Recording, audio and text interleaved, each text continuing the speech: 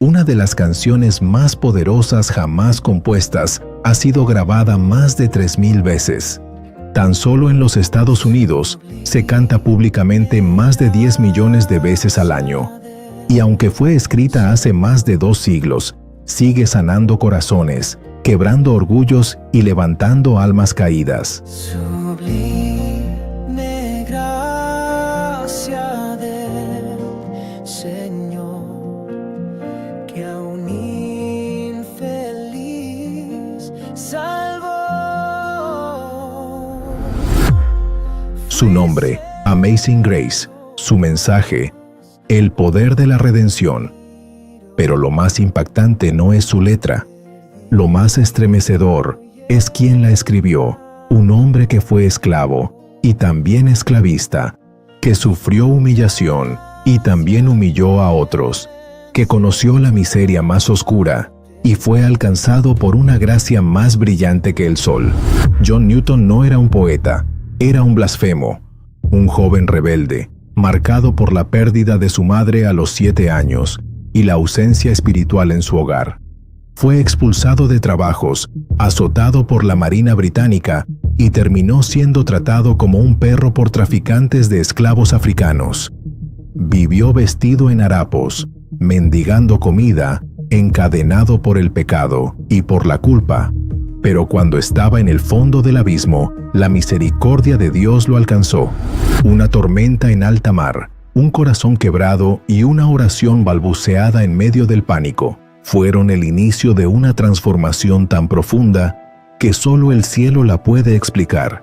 No fue inmediato, no fue fácil, pero el mismo hombre que una vez llenó barcos de esclavos africanos terminaría levantando su voz para decir: «Fui un miserable y fui alcanzado por la gracia».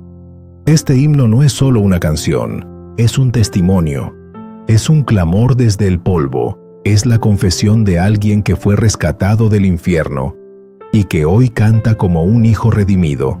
Esta es la historia real de Amazing Grace, la historia de cómo Dios puede tomar al peor de los pecadores y convertirlo en un heraldo de esperanza. John Newton, de traficante a predicador.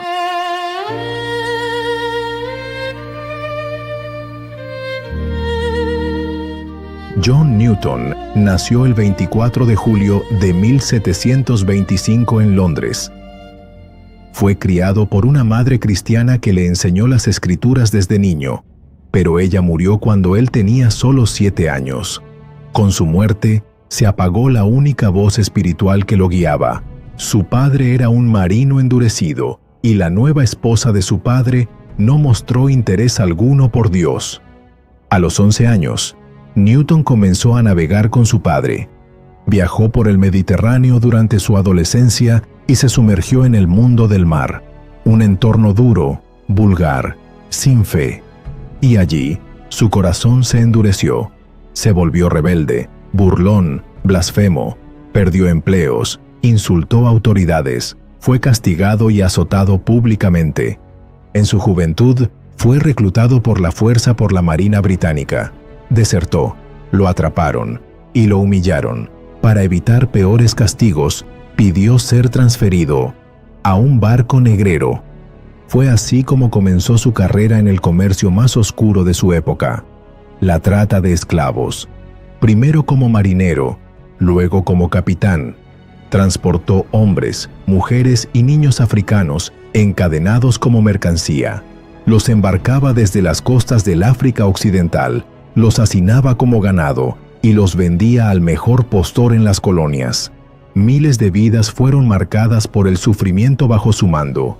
Los gritos, los lamentos, las muertes en alta mar formaban parte de su rutina. No sentía culpa, no sentía remordimiento. Era exitoso, respetado entre traficantes, pero su alma estaba muerta. Durante un tiempo incluso fue esclavizado por otros esclavistas africanos, cuando cayó en desgracia con sus superiores. Vivía en harapos, mendigaba comida y dormía en el suelo. Irónicamente, el hombre que transportaba esclavos llegó a ser tratado como uno. Esa experiencia lo marcó profundamente, aunque aún no lo transformó. fue rescatado de esa esclavitud por un barco inglés que, providencialmente, conocía a su padre.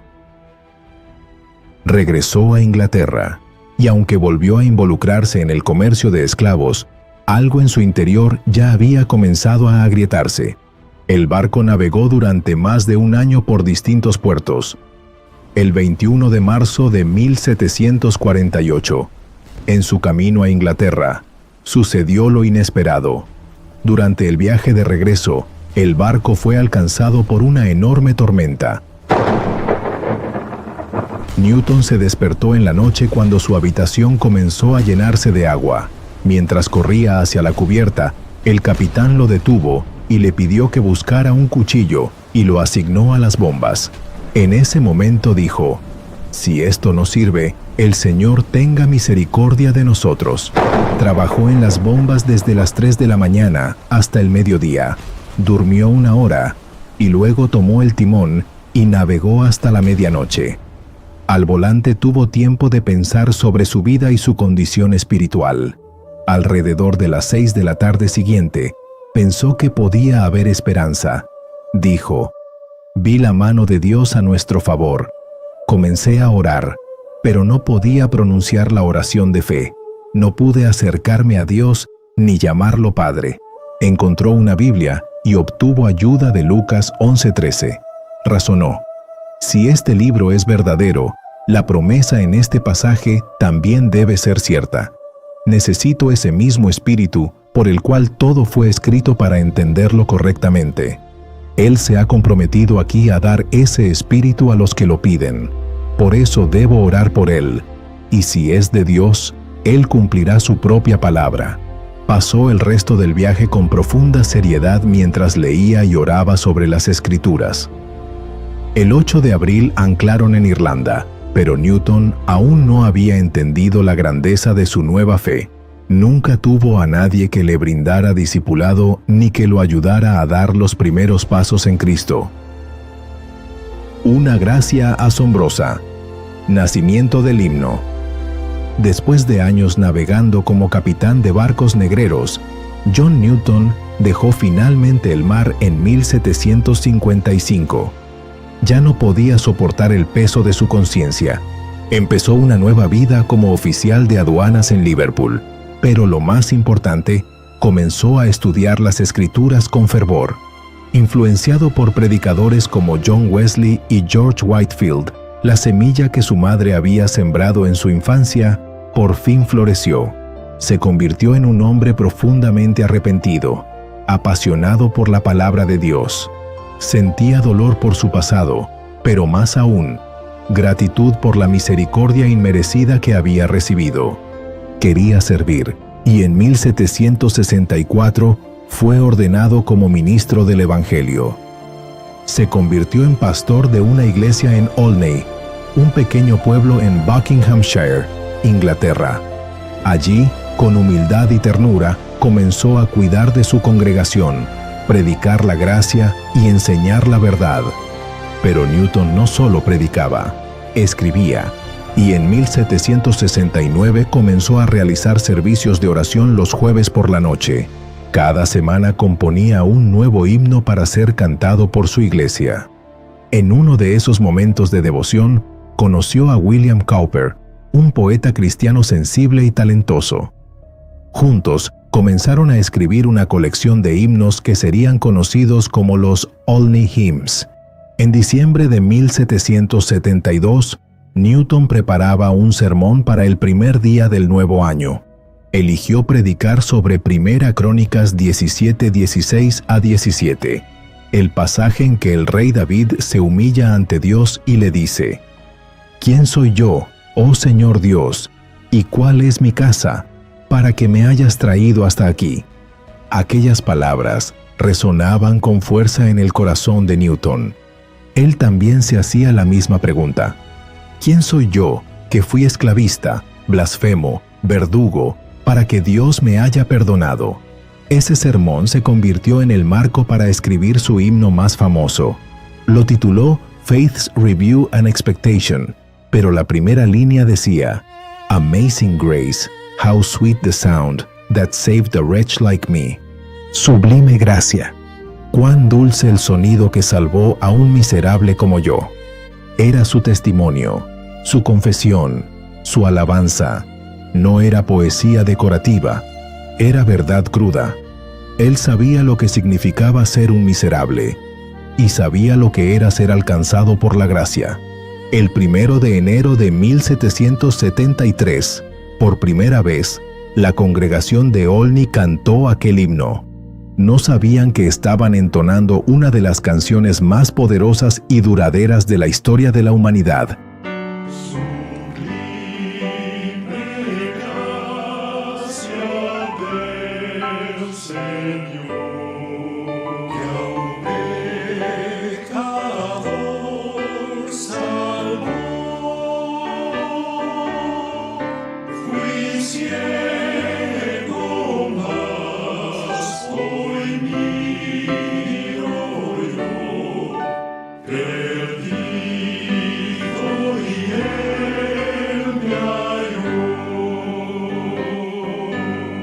El himno de los que sufren.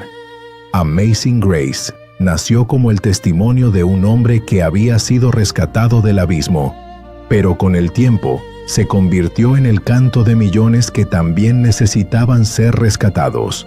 No tardó en cruzar el océano. Llegó a América en las manos de predicadores, esclavos liberados y fieles anónimos. Allí encontró un nuevo eco, especialmente entre los que más sufrían. Durante la Guerra Civil de los Estados Unidos, soldados moribundos la entonaban en los campos de batalla. Muchos cerraban los ojos por última vez con sus labios repitiendo: «Yo antes estaba perdido, pero ahora fui hallado. Era ciego, pero ahora veo». En las plantaciones del sur, esclavos afroamericanos, sin acceso a libertad ni justicia, adoptaron el himno como un suspiro del alma. Aunque Newton había formado parte del sistema que los había oprimido, su testimonio de redención se volvió símbolo de esperanza para sus descendientes. Más tarde, durante el movimiento por los derechos civiles en el siglo XX, Amazing Grace volvió a escucharse en marchas, funerales, iglesias y concentraciones por justicia. No importaba el color de piel ni el trasfondo social. Todos encontraban consuelo en su mensaje. La canción fue cantada en campos de concentración, en cárceles, en hospitales, en funerales de guerra y en momentos de profunda pérdida personal, porque su letra habla directamente al corazón quebrantado, no con promesas humanas, sino con la única esperanza eterna, la gracia de Dios. Pocos himnos han logrado lo que logró esta canción: dar voz al dolor sin negar la esperanza, nombrar la miseria sin anular el perdón, llevarnos a recordar lo bajo que caímos y lo alto que puede levantarnos la gracia. De Inglaterra al mundo, una melodía eterna. Lo que comenzó en una pequeña iglesia rural de Inglaterra cruzó fronteras, idiomas y generaciones. La melodía de Amazing Grace no fue la original. El texto fue escrito como poema, sin una música específica, pero años después se le adaptó una tonada popular de origen escocés-irlandés llamada New Britain. Esa unión entre palabra y melodía fue providencial y transformadora. Con esa música, sencilla pero profunda, el himno se propagó como fuego. Fue incluido en himnarios de distintas denominaciones, desde iglesias reformadas hasta bautistas, metodistas y congregaciones afroamericanas. En el siglo XX, comenzó a ser interpretado por algunos de los artistas más influyentes de la historia. Mahalia Jackson lo cantó con pasión y llanto. Johnny Cash lo llevó a los escenarios de Norteamérica. Aretha Franklin lo convirtió en un clamor de libertad. Elvis Presley, Andrea Bocelli y decenas más pusieron su voz al servicio de esa letra eterna. Cada versión, aunque distinta, compartía el mismo clamor: reconocer que somos indignos, pero que la gracia de Dios es más grande que nuestra culpa. Fue traducido a más de 50 idiomas, cantado en estadios, funerales presidenciales, películas eventos cívicos, campos misioneros y aldeas remotas. Y donde quiera que se canta, sucede algo. La gente se detiene, escucha, y muchos, sin saberlo, sienten que algo toca su alma. Porque hay palabras que vienen del hombre y otras que nacen del quebranto, tocadas por el cielo. Amazing Grace es una de ellas. Una melodía que no muere, una confesión que sigue viva, una verdad que sigue salvando, un mensaje profético para hoy. Han pasado más de 2 siglos desde que Amazing Grace fue entonado por primera vez, pero su mensaje nunca ha sido tan necesario como ahora. Vivimos en una generación rota, hijos sin identidad, familias quebradas, naciones en conflicto, abundancia material y vacío espiritual. El mundo habla de progreso, pero no sabe sanar el alma. Celebra la libertad, pero sigue encadenado a placeres que no llenan. En medio de todo, la voz de Newton sigue resonando. Salvó a un miserable como yo. Hoy también hay miserables, no en apariencia, sino en el corazón, hombres atrapados por el orgullo, mujeres heridas por la traición, jóvenes confundidos por ideologías sin esperanza. Y Amazing Grace no ofrece una religión fría, ofrece perdón real, restauración total, transformación eterna. La letra del himno no es solo poesía antigua, es un diagnóstico espiritual que aún describe al ser humano moderno, perdido, ciego, necesitado, y a la vez ofrece la única solución real. Gracia, perdón, salvación en Jesucristo, como dice Romanos 5:20, donde abundó el pecado, sobreabundó la gracia. Mientras haya pecado en el mundo, este himno seguirá siendo relevante, porque no hay nadie tan lejos que no pueda ser alcanzado por la gracia de Dios. Yo fui ese miserable, y fui perdonado. John Newton nunca olvidó lo que fue, nunca negó su pasado, y por eso la gracia de Dios en su vida fue aún más gloriosa. En sus últimos años escribió: mi memoria casi ha desaparecido, pero recuerdo 2 cosas muy bien, que soy un gran pecador y que Cristo es un gran Salvador. No se conformó con su transformación personal. Se unió al movimiento abolicionista, apoyó a William Wilberforce y escribió sus memorias para denunciar el horror del comercio de esclavos. Dijo: aunque mi confesión llegue tarde, nunca dejaré de avergonzarme de haber participado en ese comercio cruel. Y sin embargo, fue perdonado, fue restaurado, fue usado por Dios.